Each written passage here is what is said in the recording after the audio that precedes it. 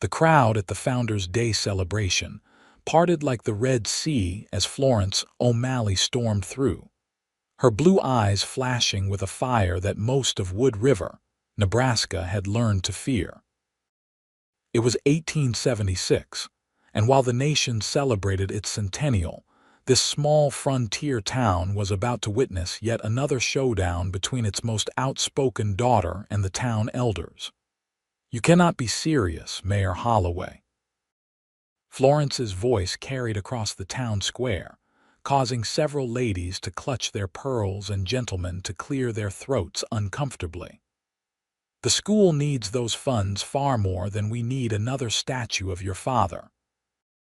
Mayor Bartholomew Holloway, a portly man with mutton chops that seemed to consume half his face, puffed up like an indignant rooster. "Miss O'Malley, this is hardly the time or place. When is the time, sir? Behind closed doors where you and your cronies can dismiss the needs of our children without public scrutiny." Florence stood her ground, her cream-colored dress billowing slightly in the spring breeze. At 24, she was no longer the impetuous girl who had once released all the pigs from Old Man Henderson's pen to protest his mistreatment of the animals.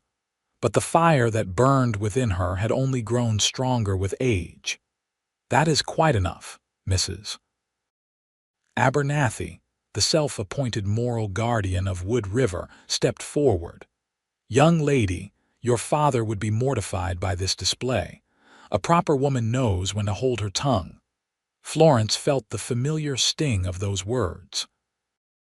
Her father had been gone 3 years now, taken by the influenza that had swept through town, leaving her alone with nothing but his small bookshop and a reputation as the most troublesome woman in 3 counties. "My father taught me to speak truth to power, Mrs. Abernathy. Something this town seems to have forgotten how to do." A murmur rippled through the crowd. Florence could feel the judgment in their stares, the silent condemnation that had followed her since childhood. Wood River had long ago decided that Florence O'Malley was too bold, too outspoken, too everything for a proper lady. "Perhaps, Miss O'Malley," Mayor Holloway said with a patronizing smile, "you might consider that the school committee position you've applied for requires a certain temperance of character, one that you have just demonstrated you sorely lack." Florence felt the blood drain from her face. She had been angling for that position for months, seeing it as her chance to make real change in the education of Wood River's children, particularly the girls who were often shortchanged in their learning. "You're rejecting my application because I dare to question your decisions?" she asked, her voice wavering slightly despite her best efforts. "I'm rejecting it because you lack the decorum necessary for such an important position." The mayor adjusted his vest with an air of finality. "The committee has already chosen Mrs. Abernathy to fill the vacancy." Mrs. Abernathy, who had once suggested that teaching girls mathematics beyond basic arithmetic would overtax their delicate constitutions, smiled smugly. Florence felt the familiar burn of humiliation and rage mixing in her chest.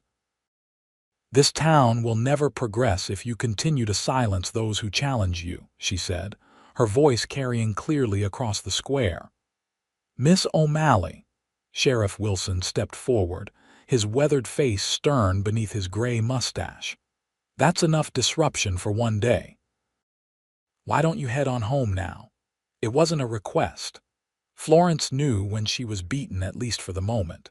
With as much dignity as she could muster, she turned and walked away from the celebration, ignoring the whispers that followed her like shadows. "That girl needs a husband to settle her down. Too wild by half. Just like her mother, God rest her soul." Florence quickened her pace, desperate to escape the weight of their judgment. Her mother had been just like her, passionate, outspoken, unwilling to bend to convention.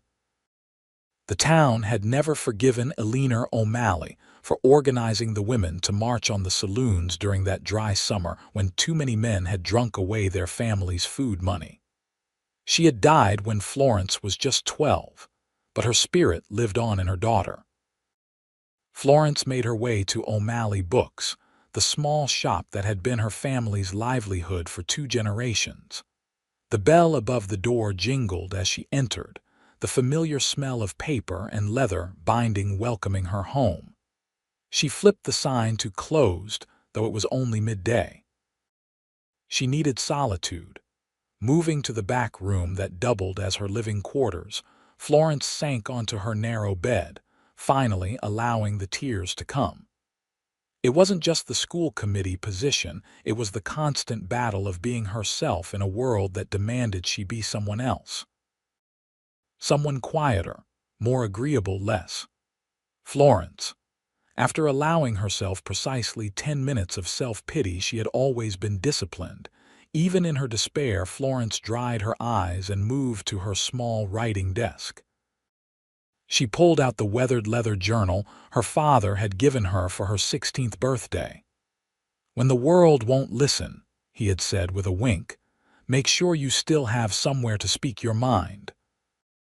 The journal was nearly full now, filled with her thoughts, observations, and increasingly, her plans to leave Wood River. Perhaps it was time to seriously consider those plans. Denver, or even San Francisco, places where a woman with ideas might find more welcoming soil in which to plant them. Florence began to write, the scratch of her pen against paper gradually soothing her wounded spirit. So absorbed was she in pouring out her frustrations that she didn't hear the bell above the shop door jingle or the heavy footsteps crossing the wooden floor. "Hello? Anybody here?" The deep voice startled her. Florence quickly closed her journal and stood, smoothing her skirts and hoping her eyes weren't too red from crying. She stepped into the main area of the shop to find a stranger examining a shelf of books. He was tall, with broad shoulders and sun-bronzed skin that spoke of a life lived outdoors. Dark hair curled beneath a wide-brimmed hat that he respectfully removed as she entered. His clothes were trail-worn but clean denim pants, a simple shirt, and a leather vest. A gun belt hung low on his hips, marking him as someone accustomed to the dangers of the frontier. "I'm sorry," Florence said, professional despite her earlier distress. "I've closed early today." The stranger turned, and Florence found herself looking into the warmest brown eyes she'd ever seen. They crinkled at the corners as he smiled, revealing a small dimple in his right cheek.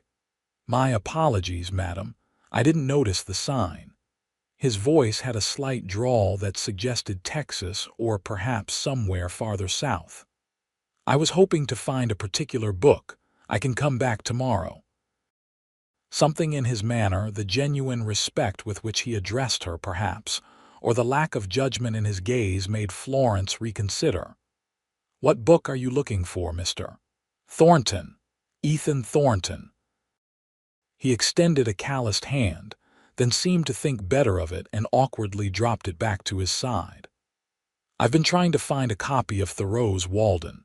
My last one met with an unfortunate accident involving a creek crossing and a temperamental mule." Florence couldn't help the small smile that tugged at her lips. "Thoreau?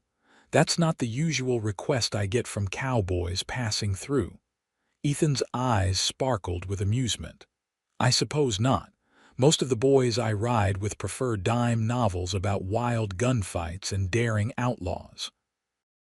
But I've always found Thoreau's thoughts on living deliberately to be good company on the trail." Florence's interest was piqued.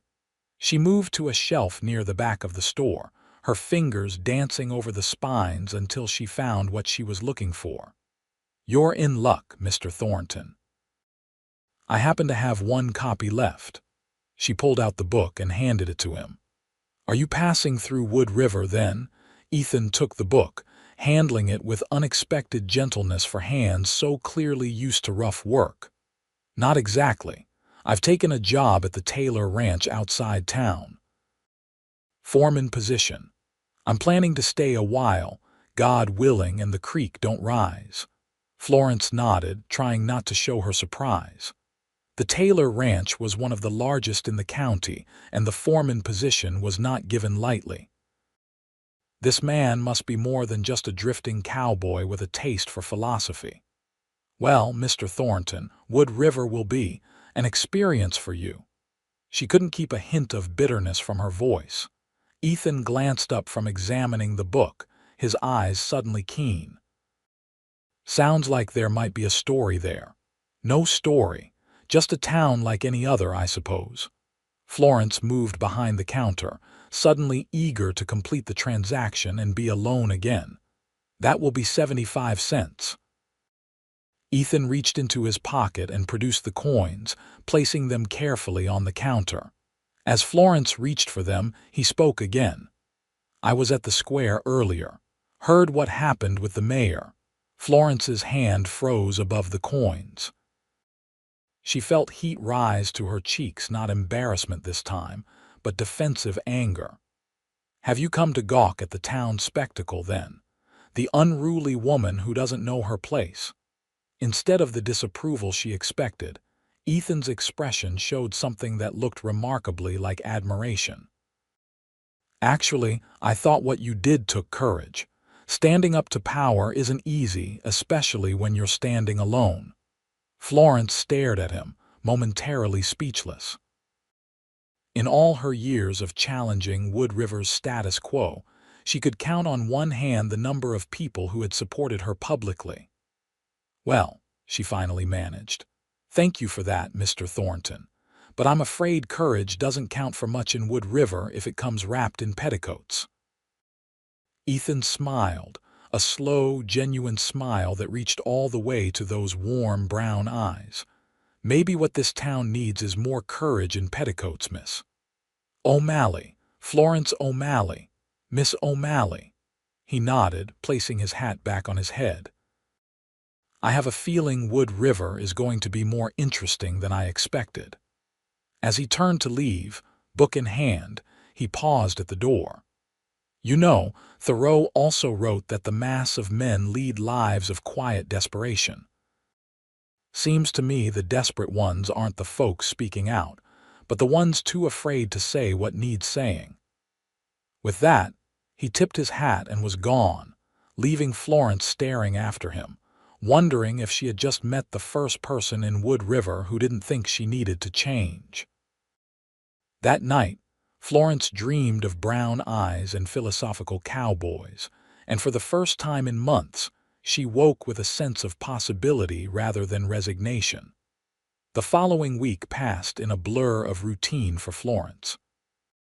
She opened the bookshop each morning, helped the occasional customer, ordered new inventory, and closed each evening. But beneath this ordinary routine, something had shifted.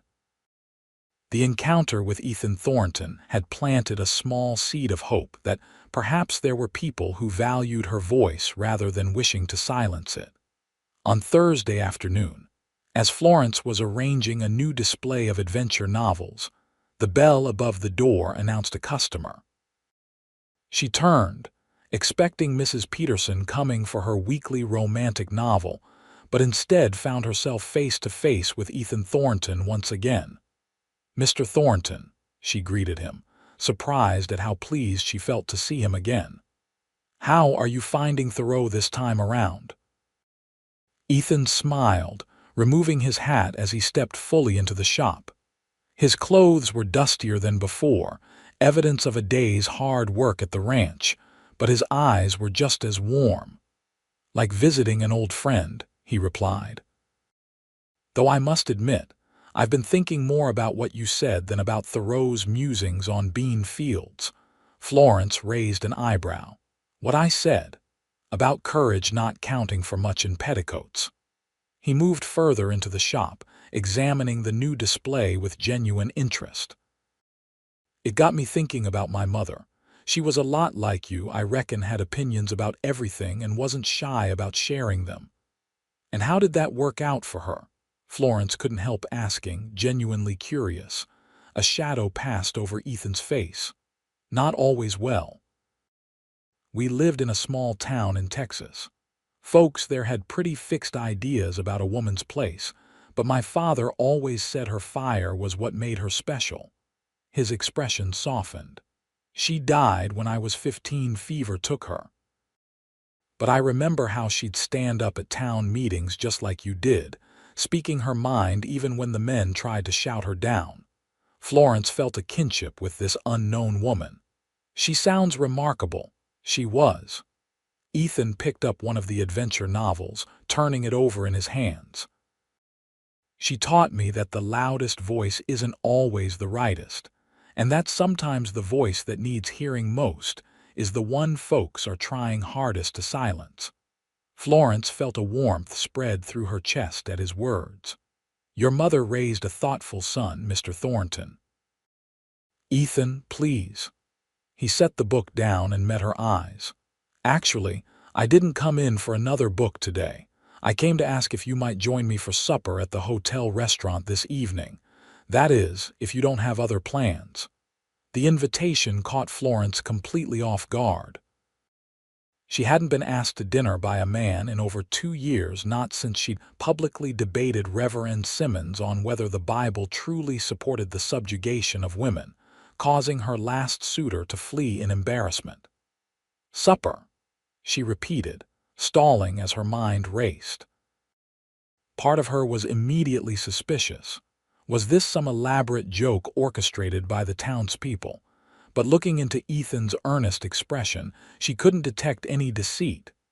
Yes, supper, he confirmed with a slight smile. I promise my table manners are passable despite the trail dust. Florence found herself smiling back. I'm not concerned about your manners, Mr. Thornton. Ethan. I'm more concerned about what associating with me might do to your reputation in town.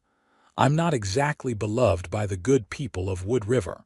Ethan shrugged, unconcerned. I've never put much stock in what others think of me or my associates. I prefer to make those judgments for myself. He paused, then added more seriously, but if you're not interested, I understand completely. No, Florence said quickly, surprising herself with her eagerness. I mean yes. Yes, I would like to join you for supper. Ethan's face lit up with a smile that made something flutter in Florence's chest. Wonderful. Shall I call for you at 6? The shop closes at 5, Florence replied. I'll need time to change. Perhaps 6:30 would be better. 6:30 it is. Ethan placed his hat back on his head, still smiling. I look forward to it, Miss O'Malley. Florence, please, she replied, feeling suddenly shy in a way she hadn't since girlhood. Florence, he repeated, as if testing the name. Until this evening, then. After he left, Florence found herself staring at the door, her heart beating faster than normal.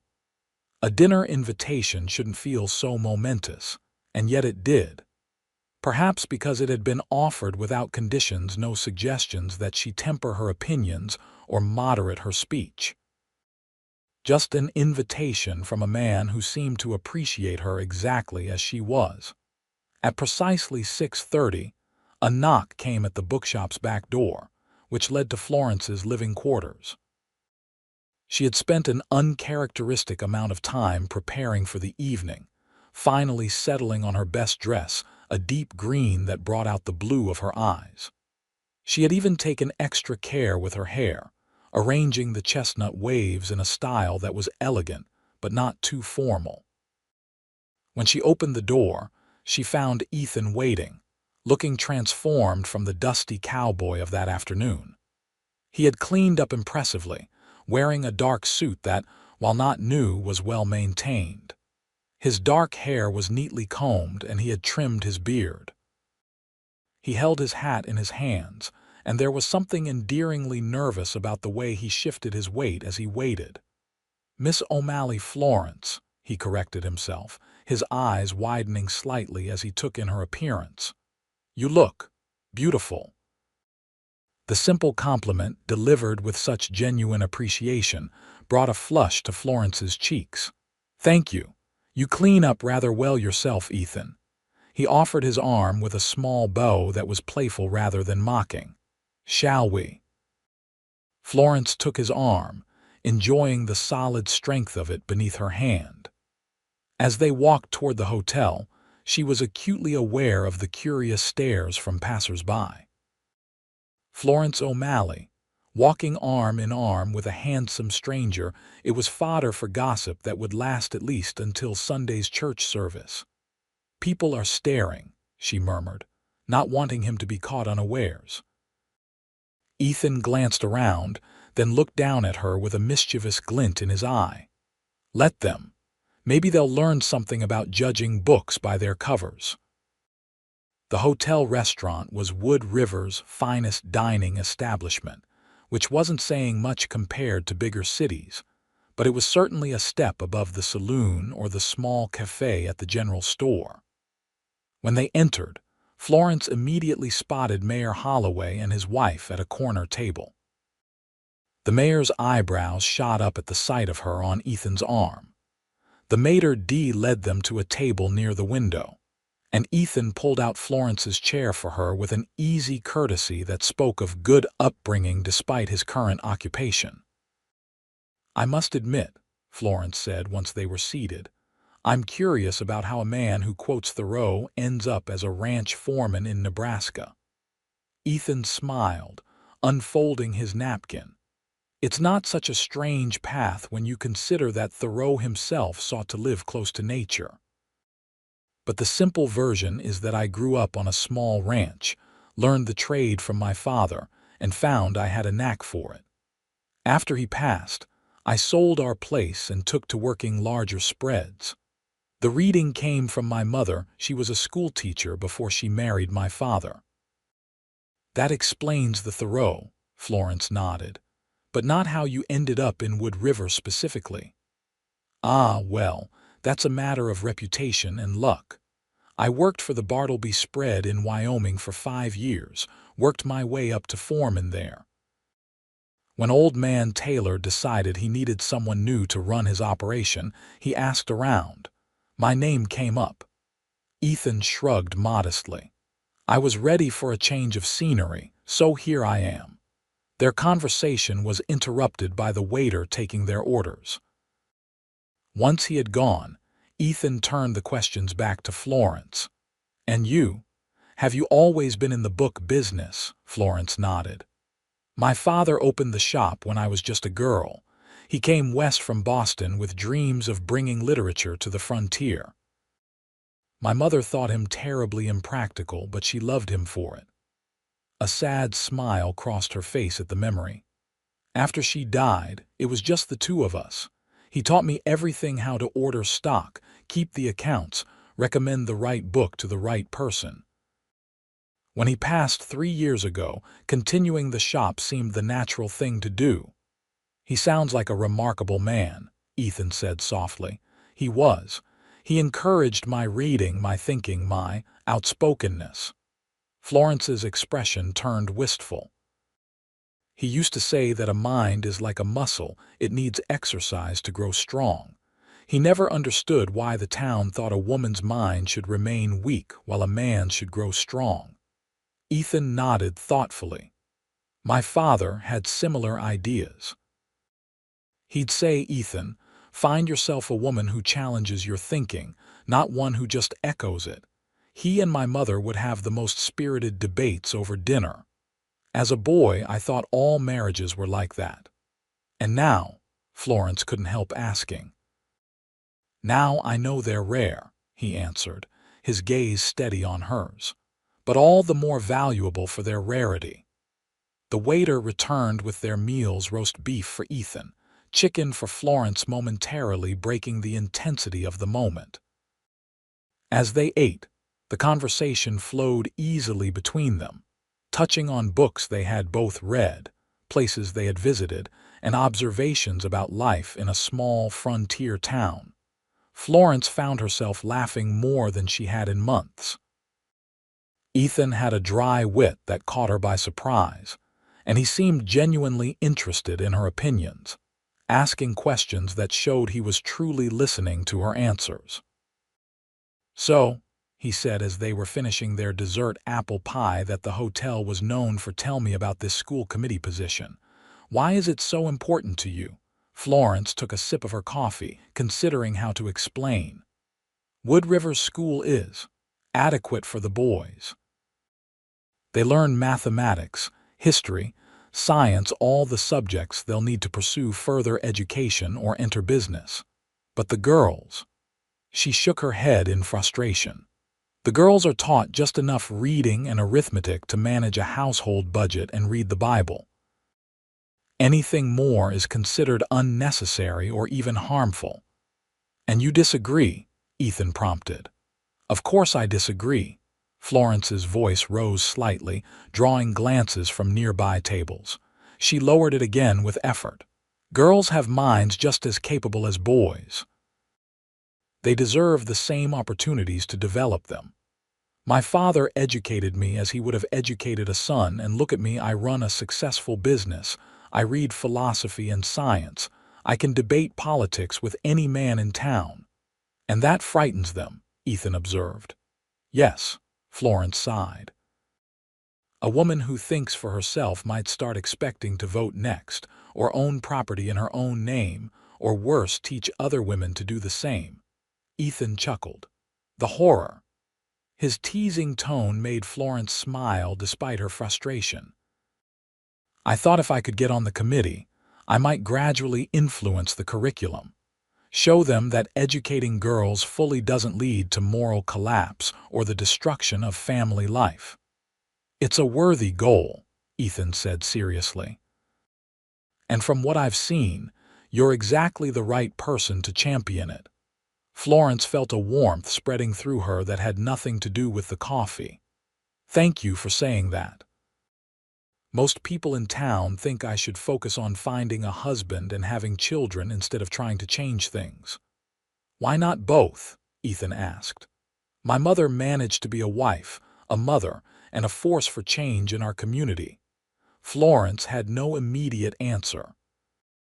She had grown so accustomed to thinking of marriage as something that would silence her voice that she hadn't considered the possibility of finding a partner who would amplify it instead.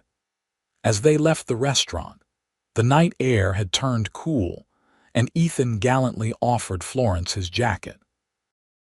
It was warm from his body and smelled faintly of soap and leather. They walked slowly back toward the bookshop, neither seeming in a hurry to end the evening. "I've enjoyed this evening more than I can say," Ethan said as they reached her door. "Would you allow me to call on you again?"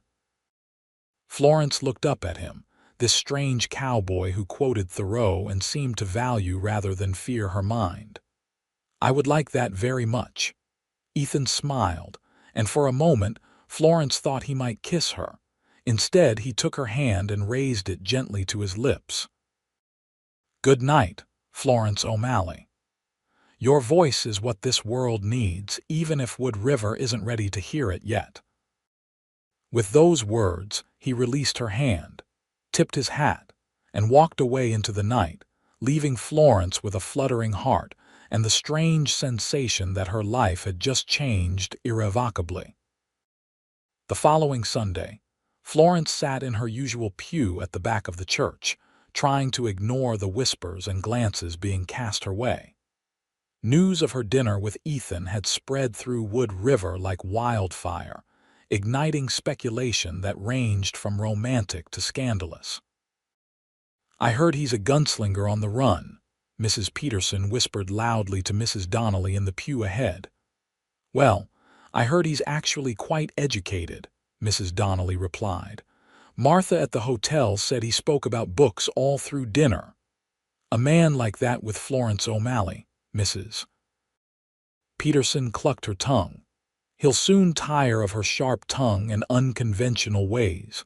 Florence kept her eyes fixed straight ahead, refusing to give them the satisfaction of seeing her discomfort. But inside, a small doubt gnawed at her.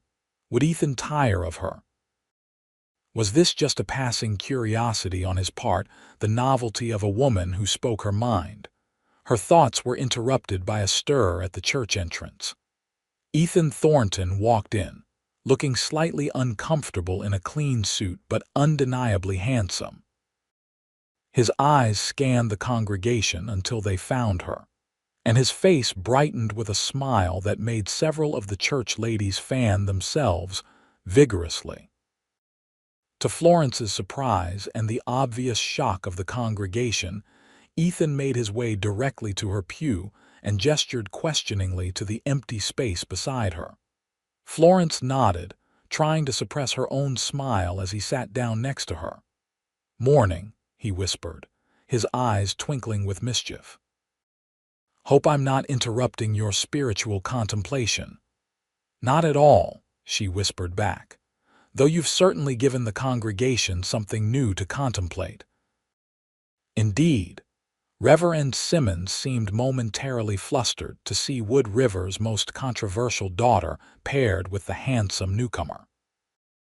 He shuffled his notes longer than usual before beginning his sermon, which to Florence's amusement seemed hastily adjusted to include more emphasis on traditional gender roles than originally planned. Throughout the service, Florence was acutely aware of Ethan beside her, the clean scent of his soap, the warmth radiating from his body, the way his arm occasionally brushed against hers when he shifted position. It was both distracting and oddly comforting to have him there, a silent ally in a place where she had long felt judged. After the service, Florence steeled herself for the social gauntlet of the church steps, where the congregation typically gathered to exchange pleasantries, and often less pleasant observations.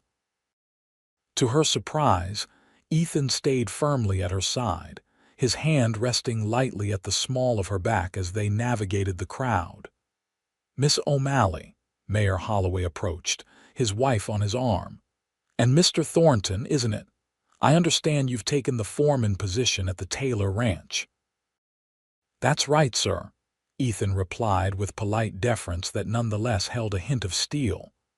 "Been there about 2 weeks now, and already finding time for social engagements."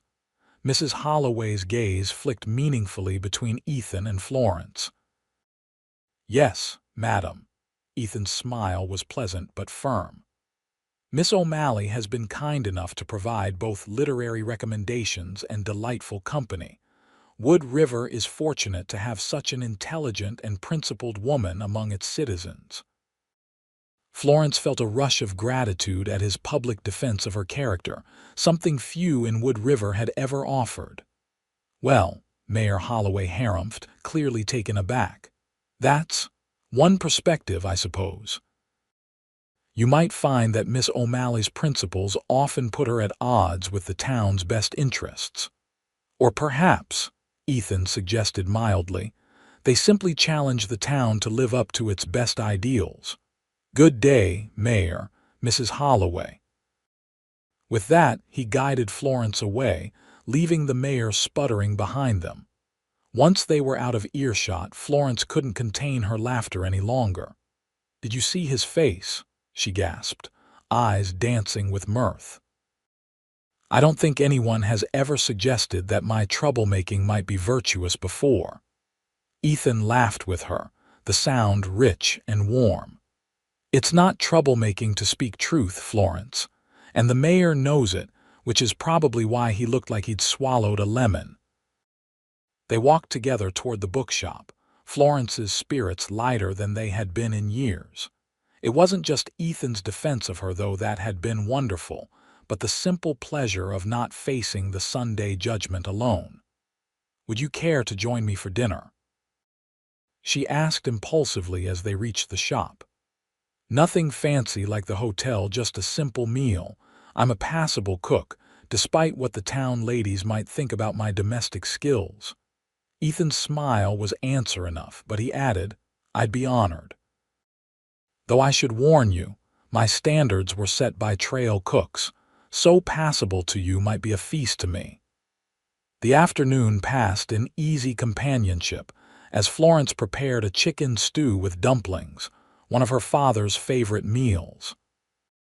Ethan insisted on helping, and though his knife skills were clearly honed on different tasks than chopping vegetables, his willingness to try charmed her.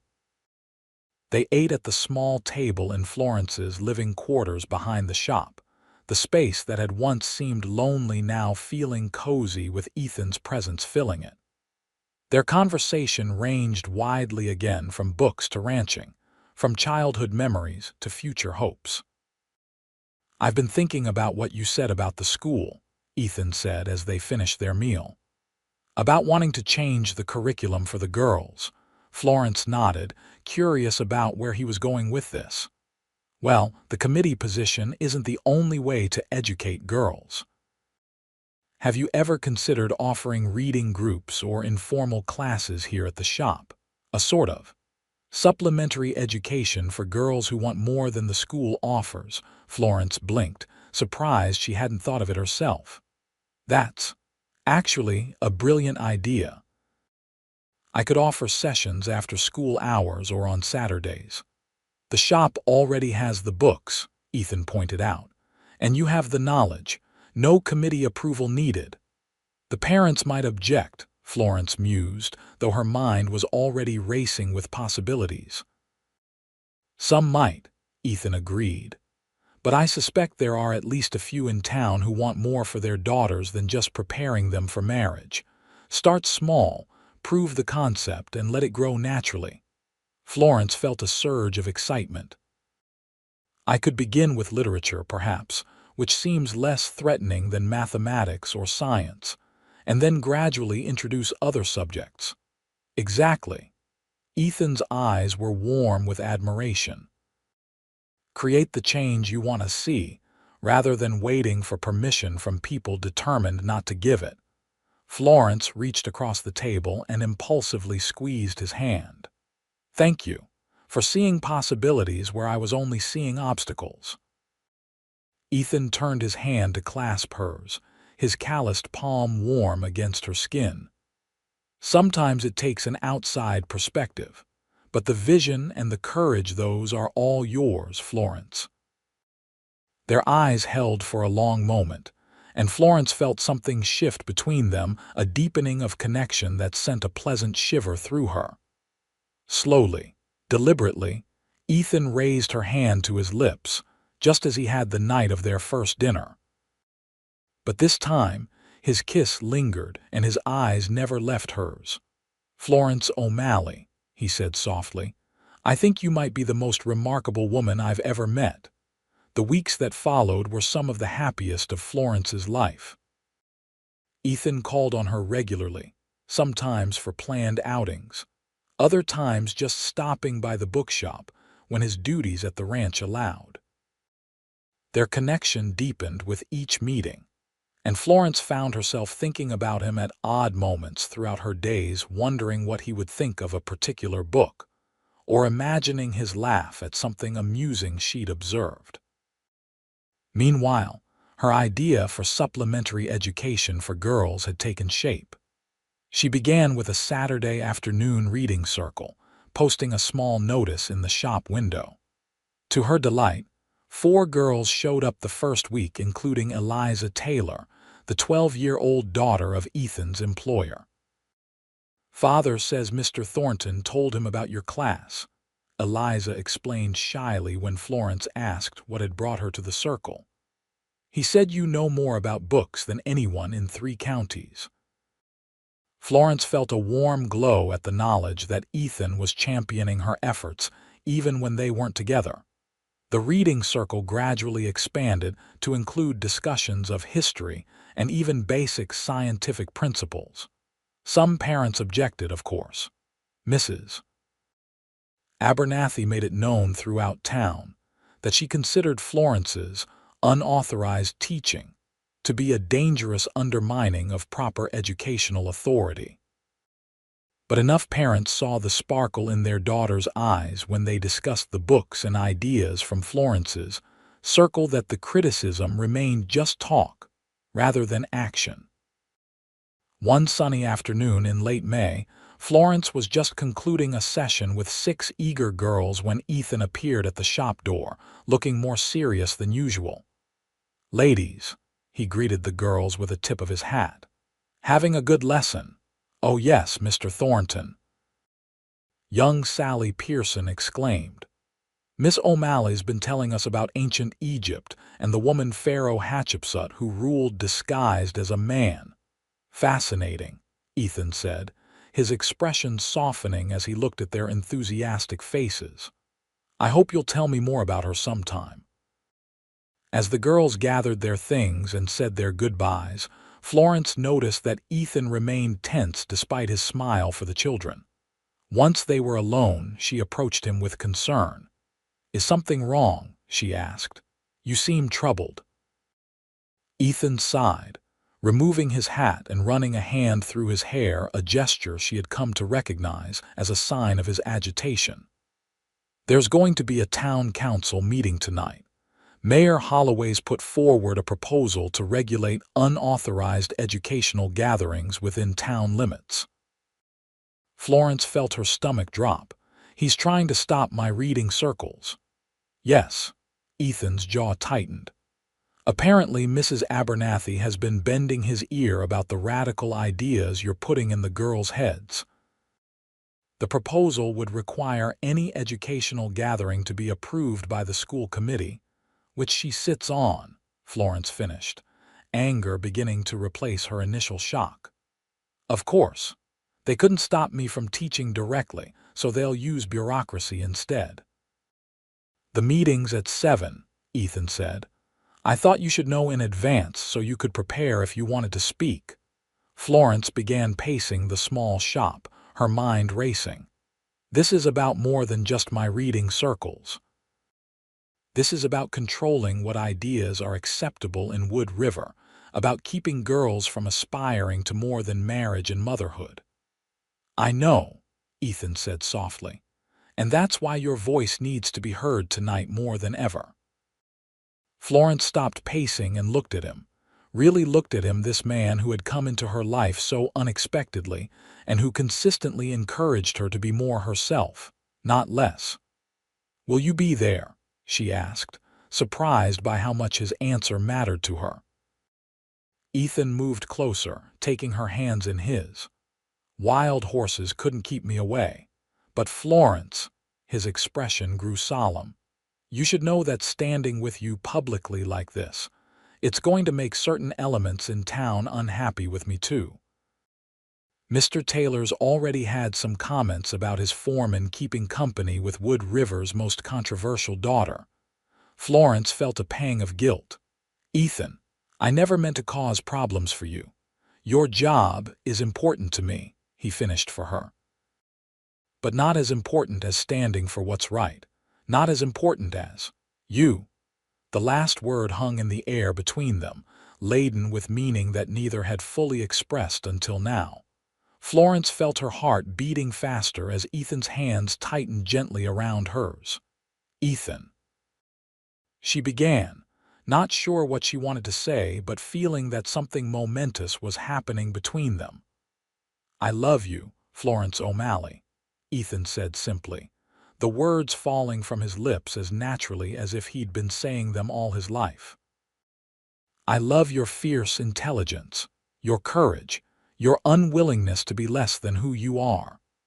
I've known it since that day at the Founders' Day celebration when you stood up to the mayor while everyone else stood silent." Florence felt tears prick at her eyes, overwhelmed by the earnestness in his face and the words she had begun to fear she might never hear from anyone.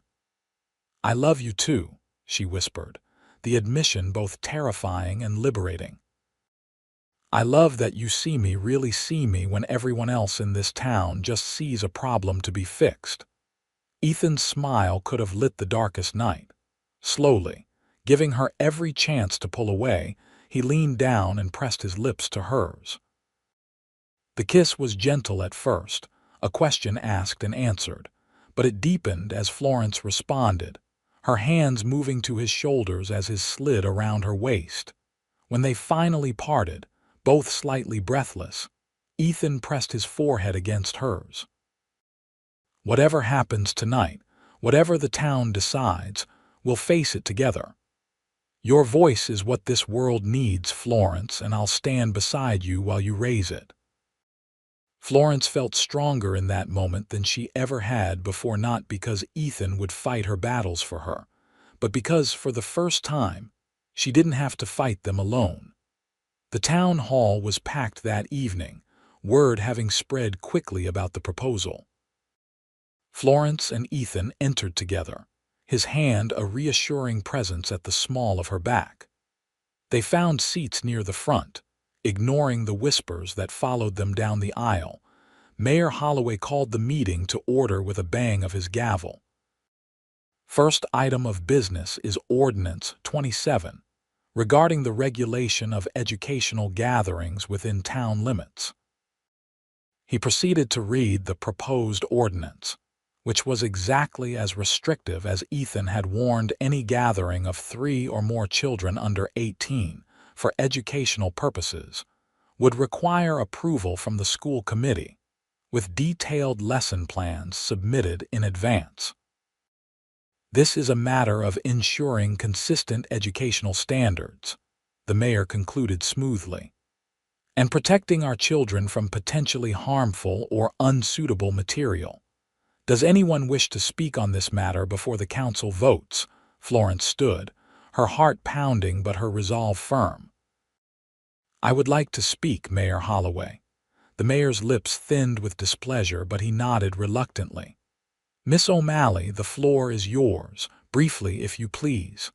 Florence moved to the front of the hall, acutely aware of all eyes upon her. She spotted Mrs. Abernathy in the front row, looking smugly confident of victory. But she also saw young Eliza Taylor and her father, Sally Pearson with her parents, and several other families whose daughters had attended her reading circles. "Fellow citizens of Wood River," Florence began, her voice clear and steady. "This proposed ordinance is being presented as a matter of educational standards, but let's be honest about what it really is: an attempt to stop the reading circles I've been conducting at my bookshop." A murmur ran through the crowd at her directness. "If there are concerns about the content of these circles, I invite anyone, especially the members of the school committee, to attend and observe. They will find girls reading literature, discussing history, and yes, learning that women throughout time have been capable of remarkable achievements when given the chance to develop their minds." Mrs. Abernathy stood, unable to contain herself. "It's precisely those radical notions that concern us, Miss O'Malley. Filling girls' heads with ideas above their station leads only to discontent and the neglect of their proper duties." "And what station would that be, Mrs. Abernathy?" Florence countered. "The same station that told Catherine the Great she couldn't rule Russia. The same station that told Florence Nightingale she couldn't revolutionize nursing. The same station that told the women of this very town they couldn't organize to protect their families when the men were drinking away their wages." A few uncomfortable coughs came from the men who remembered that particular episode in Wood River's history. "Education doesn't make women discontent with their proper duties," Florence continued.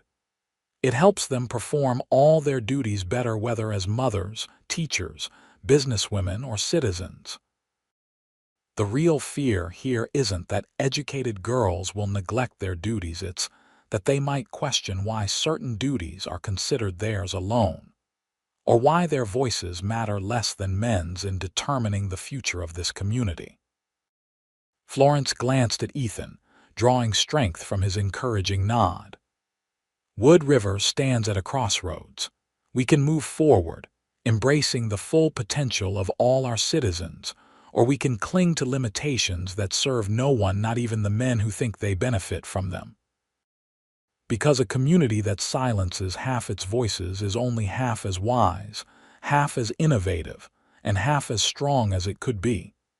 She turned to address the mayor directly. "This ordinance isn't about educational standards. It's about fear of change, fear of women's voices, fear that if girls learn they can think for themselves, they might actually do it. I urge the council to reject this fear, and instead embrace the possibility that Wood River might become known not just as another frontier town, but as a place of progress and enlightenment where all minds are valued. As Florence returned to her seat, the hall erupted in a mixture of applause and objections. Ethan squeezed her hand, pride evident in his eyes. "Anyone else wish to speak?" Mayor Holloway asked, clearly hoping to move quickly to the vote where he had the council firmly in his pocket. To everyone's surprise, Mr. Taylor, the ranch owner and one of the wealthiest men in the county, rose to his feet. "I'd like to say something, if I may." The mayor nodded, looking slightly nervous. Taylor was a major contributor to the town's coffers and not a man to be dismissed lightly. "My Eliza has been attending Miss O'Malley's reading circle for several weeks now," Taylor began in his gravelly voice. "And I must say, I've never seen the girl so excited about learning. She comes home full of stories and ideas, asking questions I can't always answer." He chuckled softly. "My late wife would have loved to see it. She always said our Eliza had a quick mind, one that deserved nurturing." He looked around the hall, his expression growing serious. "I'm not an educated man myself, learned most of what I know through hard work and harder mistakes. But I want more for my daughter. If she's to inherit my ranch someday, as I intend, she'll need more than just a pretty face and good manners. She'll need a mind sharp enough to manage accounts, negotiate cattle prices, and yes, stand her ground when men try to take advantage of her." Florence felt a surge of hope as Taylor continued, his plain-spoken manner seeming to resonate with many in the crowd. "This ordinance claims to protect our children, but from what? From books, from ideas, from the kind of thinking that built this nation." Taylor shook his head. "I say we need more people like Miss O'Malley in Wood River, not fewer. People willing to invest their time and knowledge in our children without asking anything in return except the freedom to do it." When Taylor sat down, the mood in the hall had noticeably shifted. Several other parents of Florence's students stood to speak in favor of her reading circles, describing the positive changes they'd seen in their daughter's confidence and intellect. Finally, Ethan stood. "Mayor Holloway, may I address the council?" The mayor, looking increasingly uncomfortable with the turn the meeting had taken, nodded curtly. "My name is Ethan Thornton, foreman at the Taylor Ranch," he began, his deep voice carrying easily through the hall. "I'm relatively new to Wood River, so perhaps it's not my place to speak on town matters, but sometimes an outside perspective can be valuable." He looked around the hall, making eye contact with various citizens. "I've worked in communities across the Western Territories, and the ones that thrive are invariably those that welcome new ideas and make use of all their citizens' talents, not just half of them. The ones that stagnate or die are those that fear change, that silence voices offering fresh perspectives." Ethan's gaze found Florence, and his expression softened. "When I first came to Wood River, I witnessed Miss O'Malley speaking truth to power at great personal cost. While others muttered their discontent in private, she had the courage to stand alone and speak openly. That's not a quality to be punished or silenced, it's one to be admired and encouraged." He turned back to the council. "The question before you tonight isn't really about educational standards. It's about what kind of community Wood River wants to be. One that fears ideas or one that embraces them. One that silences its daughters or one that amplifies their voices." As Ethan returned to his seat, Mayor Holloway cleared his throat, clearly sensing that the tide had turned against his proposal. "Well, we've heard quite a range of opinions tonight, Perhaps this matter requires further consideration before call the vote. Bartholomew, Mrs. Taylor's elderly mother called from her seat near the back. Some of us would like to get home before midnight. Trapped, the mayor called for the vote. To Florence's astonishment and delight, the ordinance was defeated 4-3, with one council member who had clearly intended to vote in favor changing his mind after the public testimonies. As the meeting adjourned, Florence found herself surrounded by well-wishers' parents thanking her for her work with their daughters, girls excited about future reading circles, and even a few townspeople who had never spoken to her before expressing newfound respect for her conviction. Through it all, Ethan remained at her side, his quiet strength a counterpoint to her elation. When they finally managed to extract themselves from the crowd, they walked slowly back toward the bookshop under a canopy of stars, their hands intertwined. "I can hardly believe what happened tonight," Florence said, still processing the victory. "For the first time since I can remember, I feel like I might actually belong in Wood River." Ethan squeezed her hand. "You've always belonged here, Florence. The town just needed to catch up to you." They reached the bookshop, but neither seemed eager to say goodnight. Instead, they stood facing each other in the pool of light from the street lamp, the night air cool but not uncomfortable. "What happens now?" Florence asked softly, uncertain not about the reading circles but about them, this fragile, beautiful thing growing between them. Ethan took both her hands in his expression serious but warm. "What happens now is entirely up to you, Florence. But I hope that whatever path you choose, you might consider walking it with me beside you." Florence felt her breath catch. "Ethan, are you not yet?" he said with a small smile. "When I ask that question, I want to do it properly, but I am asking if you'd be open to the possibility someday. If you'd let me court you officially with that future in mind." Florence felt tears of happiness pricking at her eyes. "Yes," she whispered. "Yes to courting, yes to possibilities, yes to someday." Ethan's smile was radiant as he drew her close and kissed her, a promise of tomorrows sealed beneath the Nebraska stars. The summer of 1876 bloomed bright and golden across the plains of Nebraska, and with it, Florence and Ethan's courtship flourished openly. What had begun as a tentative connection deepened into something neither had expected to find, especially not in a place like Wood River. Florence's reading circles expanded to 3 sessions a week, with different groups divided by age and interest. To her surprise, she even received a visit from Mrs. Peterson, who sheepishly asked if her granddaughter, visiting from Omaha, might join the sessions during her stay. "She's a bright girl," Mrs. Peterson admitted. "Too bright for her own good, her mother says. Reminds me of you a bit." Always questioning. Coming from a woman who had once crossed the street to avoid speaking to Florence, it was high praise indeed. The most remarkable change, however, came in early July, when Florence received a formal letter from the school board. Opening it with trepidation, expecting perhaps another attempt to curtail her educational efforts, she was stunned to read an invitation to present a proposal for supplementary educational materials for the girls' curriculum at the next board meeting. "They're actually asking for my input," she told Ethan that evening as they sat on the small bench behind the bookshop, watching fireflies dance in the gathering dusk. "After years of dismissing everything I've suggested." Ethan smiled, his arm comfortable around her shoulders. "They finally realized what I knew from the start, that your voice is valuable, especially when it challenges them to be better." Florence leaned her head against his shoulder, content in a way she had never imagined possible.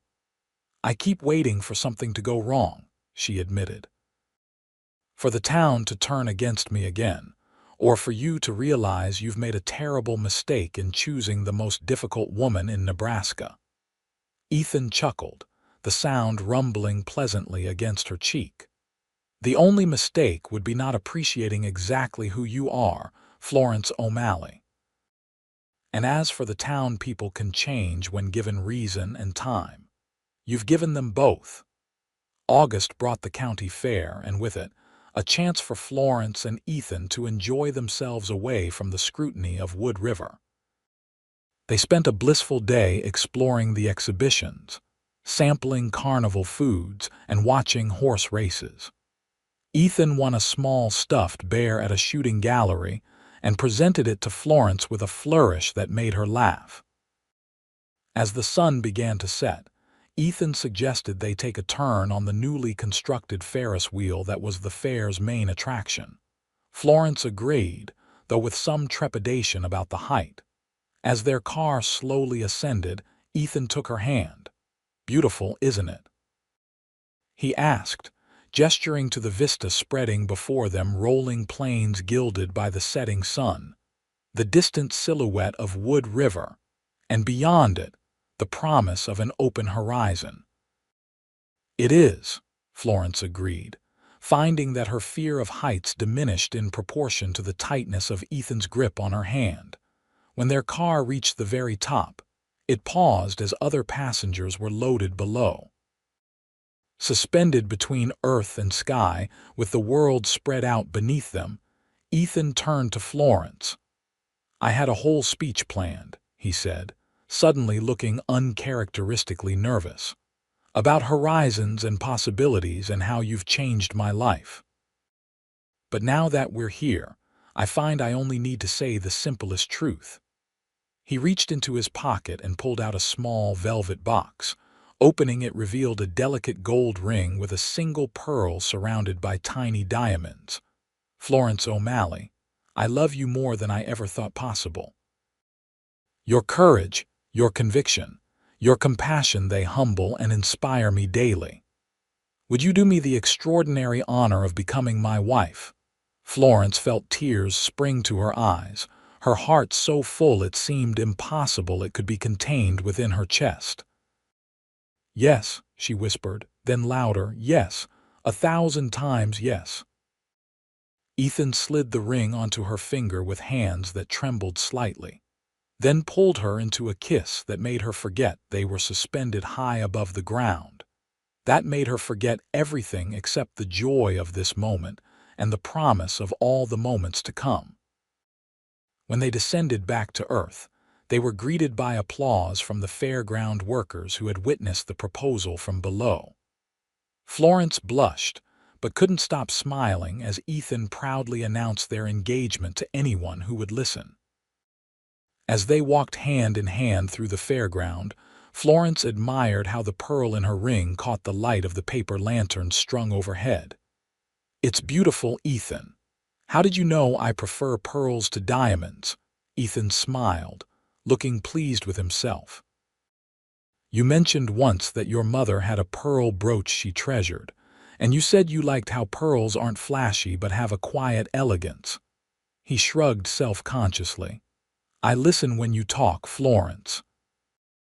It was such a simple statement, but it encompassed so much of why she loved him: his attention to what mattered to her, his respect for her thoughts and preferences, his desire to know her fully rather than to change her. "When should we marry?" she asked as they made their way back to where they had hitched their horses. "That's entirely up to you," Ethan replied. "Though I admit I'm not inclined toward a long engagement." Florence considered. "Autumn would be lovely. October, perhaps." "The bookshop is usually quieter then, before the holiday rush." "October it is," Ethan agreed, helping her mount her horse. 2 months to prepare seems reasonable." As they rode back toward Wood River under a canopy of stars, Florence felt a sense of rightness settle over her. The path ahead would not always be smooth. She was under no illusions about that. There would still be battles to fight, minds to change, progress to champion. But now she would face them with Ethan beside her, his strength complementing hers, his voice joining with hers to create a harmony more powerful than either alone. News of their engagement spread quickly through Wood River, met with reactions ranging from genuine delight to barely concealed surprise that the town's most controversial woman had managed to secure such an eligible bachelor.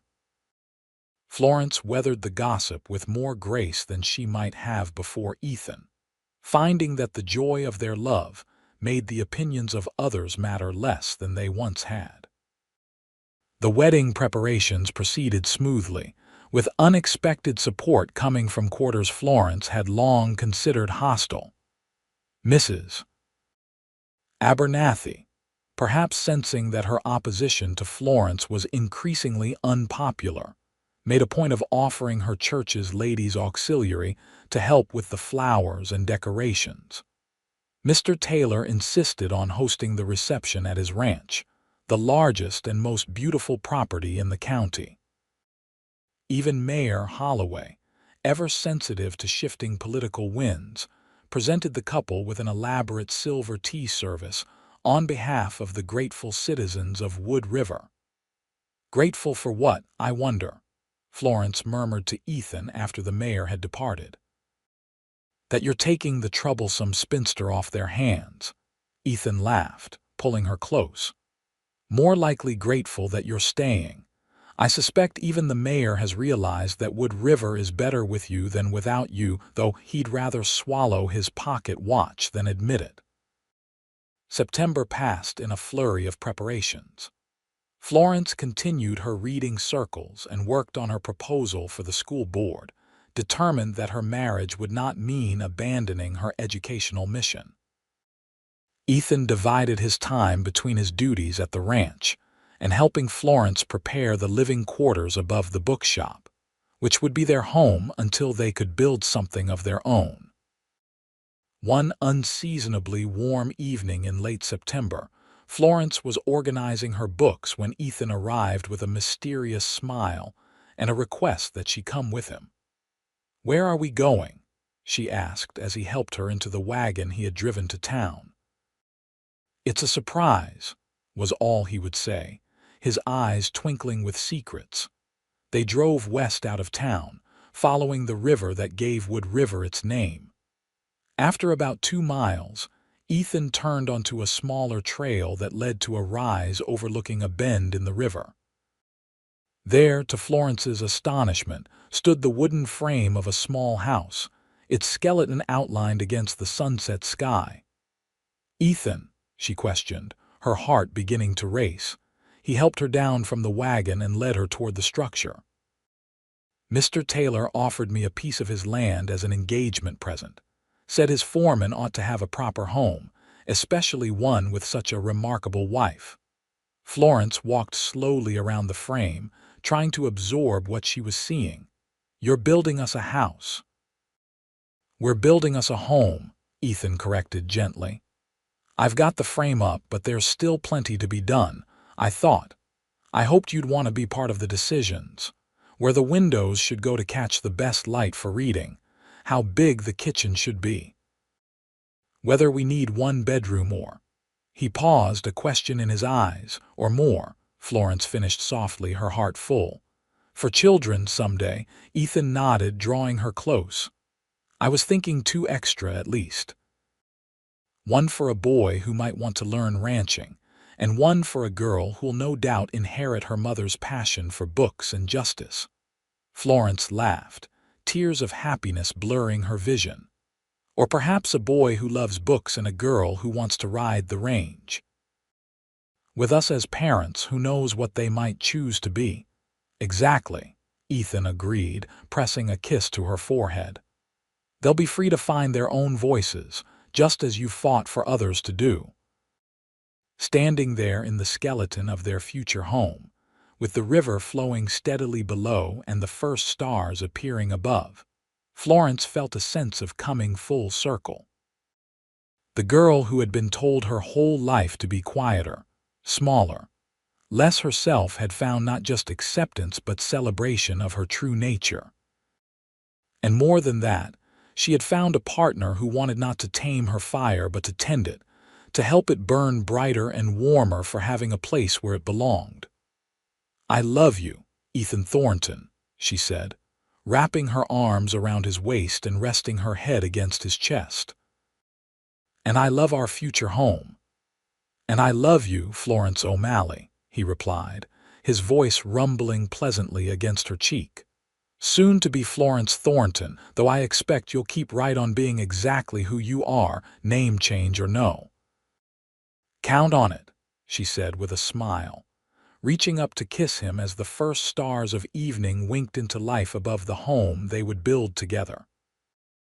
The wedding day dawned clear and crisp, a perfect October Saturday with just enough autumn chill to turn the leaves to gold and red, but not enough to make outdoor festivities uncomfortable. Florence woke early in the small bedroom above her bookshop, knowing it would be the last morning she would wake there as Florence O'Malley. Eliza Taylor arrived with her grandmother to help Florence dress, the girl chattering excitedly about the decorations at the ranch, and how her father had insisted on importing flowers all the way from Omaha for the occasion.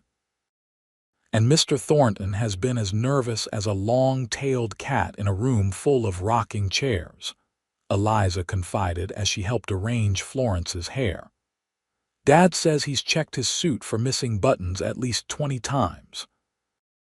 Florence smiled at the image, finding comfort in the knowledge that Ethan was as affected by the day as she was. Not with doubts, never that, but with the weight of its significance, the knowledge that their lives would be forever marked by before and after this day. Her dress was simple but elegant ivory silk with delicate lace at the collar and cuffs, made by the town's seamstress to Florence's specific design. No massive hoop skirts or bustles for her. She wanted to be able to move freely, to dance with her new husband without impediment. "You look beautiful," Mrs. Taylor said softly when the preparations were complete. "Like a queen." Florence blushed at the compliment, especially coming from a woman who had once crossed the street rather than greet her on the sidewalk. "Thank you for your help," she said sincerely. "It means a great deal to have you here." The older woman patted her hand. "We were wrong about you, Miss O'Malley Florence, many of us, too set in our ways to see that change isn't always something to fear." She glanced at her granddaughter, who was admiring Florence's pearl earrings. "Watching Eliza blossom under your teaching has been educational for me as well." It was as close to an apology as Florence was likely to get, and she accepted it with grace, recognizing the courage it took for someone of Mrs. Taylor's generation to admit to a change of heart. The ceremony was to be held outdoors at the Taylor Ranch, under an ancient oak tree that provided a natural cathedral. As Florence approached in a carriage decorated with autumn flowers, she could see the gathered crowd. Nearly the entire town had turned out, a fact that would have been unthinkable a year ago. And there, waiting beneath the oak, was Ethan. His suit was new, his hair neatly combed, but it was the expression on his face as he saw her that Florence would remember for the rest of her days, a look of such pure joy and wonder that it seemed to illuminate him from within. As her carriage stopped and Mr. Taylor stepped forward to escort her, a role he had requested in the absence of her father, Florence felt a moment of perfect clarity. This man, this day, this life they would build together was exactly where she was meant to be. The ceremony itself passed in a blur of emotion. Florence would later remember fragments: the warmth of Ethan's hands holding hers, the sincerity in his voice as he recited vows they had written together, the unexpected tears in Reverend Simmons's eyes as he pronounced them husband and wife. And then Ethan was kissing her, and the crowd was applauding, and Florence Thornton stepped into the next chapter of her life with her heart full and her spirit soaring. The reception that followed was more jubilant than Wood River had seen in many years. Tables groaned under the weight of food contributed by nearly every family in town. A A small band played lively tunes that soon had couples of all ages dancing on the wooden platform Mr. Taylor had constructed for the occasion. Florence and Ethan moved through the celebration in a bubble of shared happiness, accepting congratulations, sharing dances, and exchanging private smiles at moments only they understood. As the afternoon lengthened into evening, Florence found herself momentarily alone, watching Ethan across the gathering as he knelt to speak seriously with a small boy who had brought him a carved wooden horse as a wedding gift. "He's a good man," came a voice beside her, and Florence turned to find Mrs. Abernathy, the woman who had so often been her most vocal critic. "The best I've ever known," Florence agreed, waiting cautiously for whatever might come next. Mrs. Abernathy smoothed her skirts, seeming uncharacteristically uncertain. "I owe you an apology, Mrs. Thornton. I've been, perhaps, too rigid in my thinking, too quick to condemn what I didn't understand." Florence was so surprised that for a moment she couldn't respond. "That's very generous of you to say," she finally managed. The older woman shook her head. "Not generous. Necessary. My granddaughter in Lincoln wrote to me last month. She's been accepted to college, one of the first women admitted to the university there." Pride warred with concern in Mrs. Abernathy's voice. "I was frightened for her at first, worried about what such education might mean for her future as a woman." She looked directly at Florence, her gaze steady. "But then I looked at you. Educated, opinionated, unwilling to be silenced, and now married to a man who clearly adores those very qualities I thought would make you unmarriageable. It made me reconsider many things." Florence felt a lump form in her throat. "Your granddaughter is fortunate to have your support. It will mean more to her than you can imagine." Mrs. Abernathy nodded, then straightened her shoulders as if preparing to say something difficult. "The school committee will be reviewing your proposal next week. I want you to know that you have my vote in favor. The girls of Wood River deserve every opportunity we can give them." Before Florence could respond to this astonishing statement, the older woman patted her arm once, awkwardly, and moved away into the crowd. Ethan appeared at her side a moment later, his expression curious. "Was that Mrs. Abernathy having a civil conversation with you?" "The same Mrs. Abernathy who once said you were single-handedly responsible for the moral decline of Wood River's youth," Florence laughed, still processing what had just happened. "The very same. Apparently, moral decline is contagious. She's just promised to support my school proposal." Ethan whistled low. "Miracles never cease." He drew her closer, his arms slipping around her waist. "Though I'm not surprised. You have a way of changing minds, Florence Thornton. Of helping people see possibilities they couldn't imagine before." "We have a way," she corrected, leaning into him. "Together." As the sun began to set, painting the sky in shades of pink and gold, Ethan led Florence away from the celebration toward a waiting carriage decorated with flowers and ribbons. "Where are we going?" she asked, though she had a good idea. "The house isn't finished yet."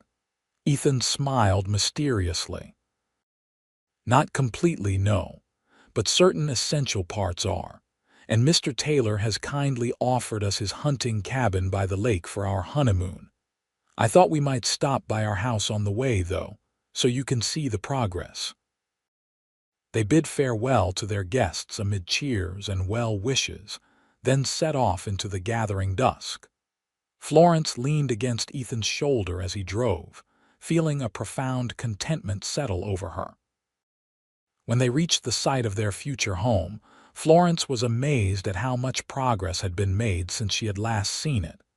The frame was now enclosed with walls, a roof covered the structure, and windows more than she had expected punctuated the exterior. "Ethan, it's wonderful," she exclaimed as he helped her down from the carriage. "When did you find time to do all this?" "I had help," he admitted. "Once word got out that I was building our home, offers came in from all over. Mr. Taylor's ranch hands, the Pearson boys, even Mayor Holloway's son pitched in. Seems you've made more friends than enemies in Wood River after all." He led her to the front door, an actual door now, not just an opening in the frame, and paused, a playful smile on his lips. "I believe there's a tradition to be observed here." Before Florence could respond, he had swept her into his arms, her skirts billowing as he carried her across the threshold into their home. Inside, he set her gently on her feet but kept his arms around her. "Welcome home, Mrs. Thornton," he murmured, bending to kiss her softly. Florence returned his kiss, then looked around in wonder at what would soon be their living room. Though still unfinished, she could see Ethan's careful planning in the placement of windows to catch the morning light, the generous size of the fireplace that would warm them through Nebraska winters, the built-in shelves that would house her beloved books. "It's perfect," she whispered, tears of happiness pricking at her eyes. "Absolutely perfect."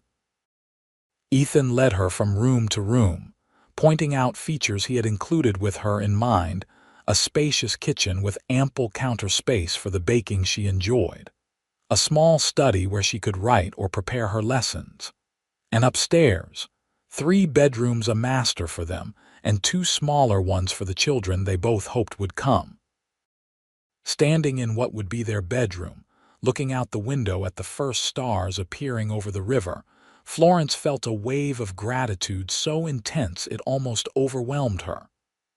"I never imagined I could be this happy," she admitted softly. "For so long I thought I had to choose my principles or acceptance, my voice or love. I never dreamed I could have both." Ethan came to stand behind her, his arms encircling her waist, his chin resting on her shoulder as they both gazed out at the night. "You deserve both and more, Florence. You never have to choose between being who you are and being loved. Not with me." She turned in his arms, looking up into the face of the man who had changed everything by simply accepting her as she was. "I love you, Ethan Thornton. And I promise to spend the rest of my days making sure you never regret choosing the most difficult woman in Nebraska." Ethan laughed, the sound warm and rich in the quiet of their future home. "The only regret I could ever have would be not finding you sooner." His expression grew tender as he cupped her cheek in his hand. "My courageous, outspoken, brilliant wife." As their lips met in a kiss that held all the promise of their future together, Florence knew with absolute certainty that she had found her place in the world not despite her voice, but because of it. And with Ethan beside her, that voice would only grow stronger, reaching farther, changing more lives than she had ever dared to dream possible. Outside their window, the stars continued their eternal dance over the Nebraska plains, witnesses to the beginning of a love story that had started with rejection, but had bloomed into acceptance, celebration, and a partnership that would echo through generations to come. 5 years later, Florence stood on the porch of their home, watching as her husband taught their 4-year-old son, James, how to gently brush his pony. The spring air was sweet with the scent of wildflowers, and from inside the house came the sound of their 2-year-old daughter, Elena, chattering happily with Mrs. Peterson, who had become an unlikely but devoted friend and occasional babysitter. So much had changed in 5 years. The house had been completed and expanded as their family grew. The bookshop still thrived, now managed with the help of Eliza Taylor, who at 17 showed a keen business sense and a love of literature equal to Florence's own. And the Wood River School now offered girls the same educational opportunities as boys, thanks to a curriculum Florence had helped design, and which had become a model for other schools in the territory. Perhaps the most significant change, however, had come 6 months earlier, when the citizens of Wood River had elected Florence to the town council, the first woman to hold such a position in the county's history. The same voices that had once called for her silence now sought her opinion on matters ranging from education to town development to the management of resources during the previous winter's harsh blizzards.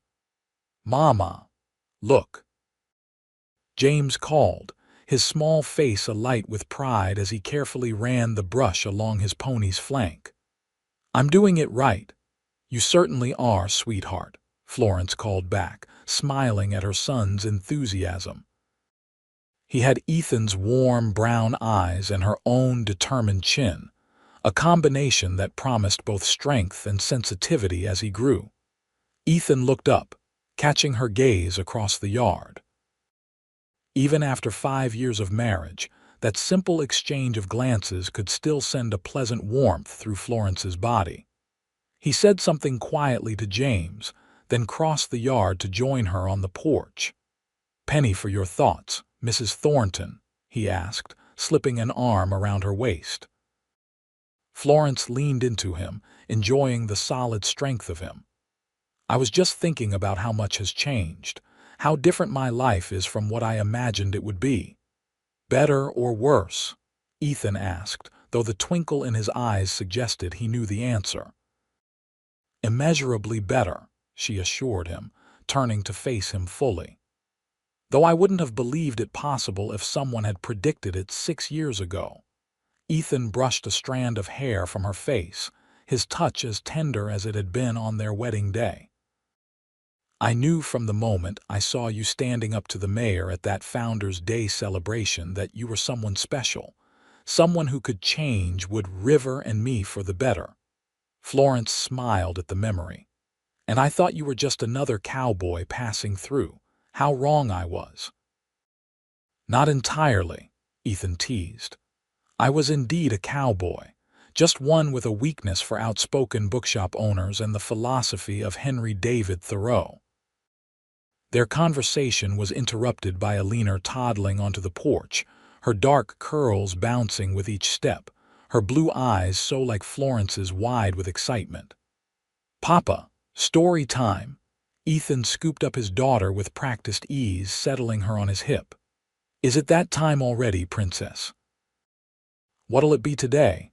"The Three Bears, Jack and the Beanstalk." Alina shook her head emphatically. "Hatch ship suit."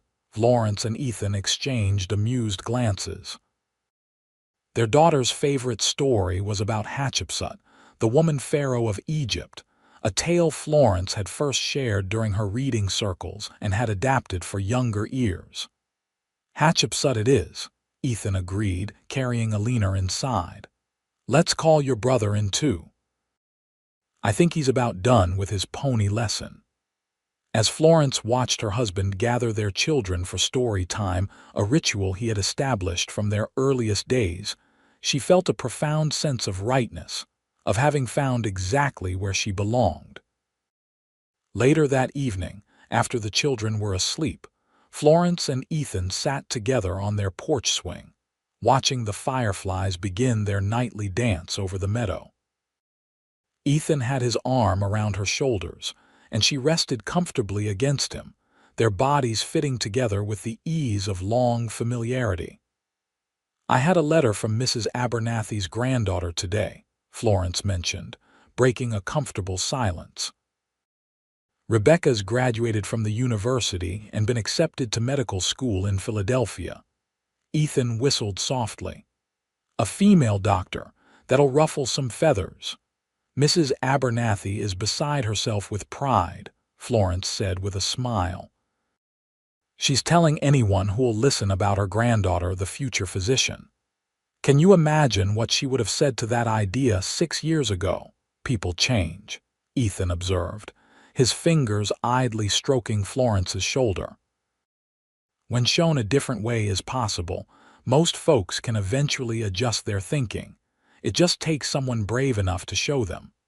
Florence thought about that for a moment. "It takes more than one brave voice, though.